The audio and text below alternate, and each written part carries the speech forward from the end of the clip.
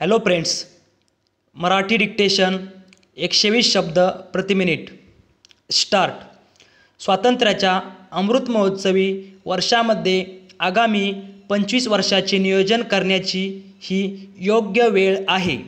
मानवी चेहरा असणारा विकास देऊन बलशाली महाराष्ट्र निर्मितीचा संकल्प यावेळी करूया, असा संदेश उपमुख्यमंत्री देवेंद्र फडणवीस यांनी स्वातंत्र्याच्या 75व्या वर्धापन दिनानिमित्त आयोजित ध्वजारोहण समारंभात दिला.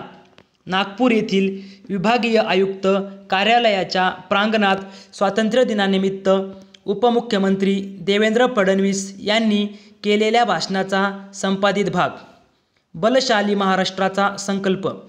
सर्वप्रथम स्वातंत्र्याच्या अमृत महोत्सवाच्या उपस्थितांना शुभेच्छा देतो.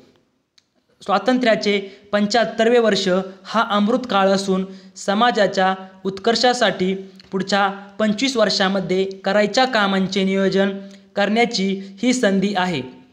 मुख्यमंत्री एकनाथ शिंदे यांच्या नेतृत्वात मागासवर्गीय, आदिवासी, अल्पसंख्याक, ओबीसी, शेतकरी, महिला, विद्यार्थी, कामगार सर्व समाज घटकांना सोबत घेऊन आमची वाटचाल असेल. परिच्छेद.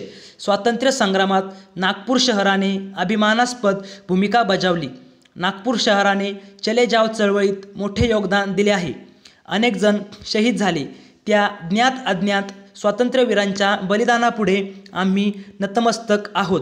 नागपूरच्या विकासासाठी राज्य सरकार कटिबद्ध आहे. नागपूर बदलत असल्याचा अनुभव आपण घेत आहोत. मेट्रोपासून अनेक पायाभूत सुविधांचा विकास सर्वापुढे आहे. मात्र या विकासातून प्रत्येकाच्या जीवनात सकारात्मक बदल झाला पाहिजे.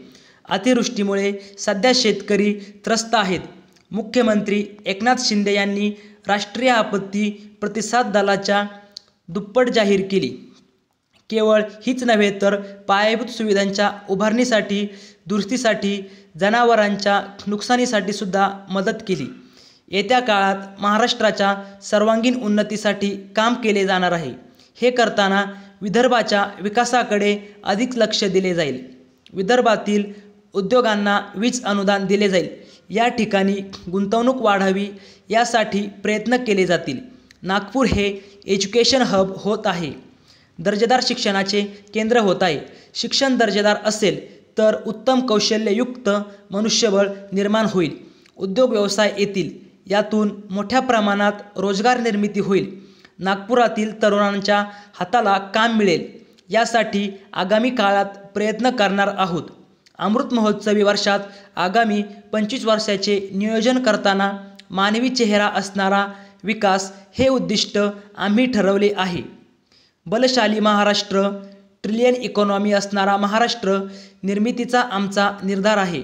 मात्र हे सर्व करताना शेवटचा वंचित माणूस हेच आमचे विकासाचे केंद्र असेल. शहर व ग्रामीण भागाचा समतोल विकास हेच उद्दिष्ट असेल.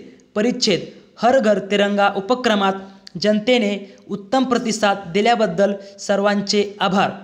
तिरंगा आमची आन बान शान आहे. या अमृत महोत्सवी वर्षात राष्ट्रभक्तीची भावना मनामनात तेवत ठेवून एकमेकांना सोबत घेऊन एक भारत श्रेष्ठ भारत घडवण्यासाठी सिद्ध होऊया. स्टॉप.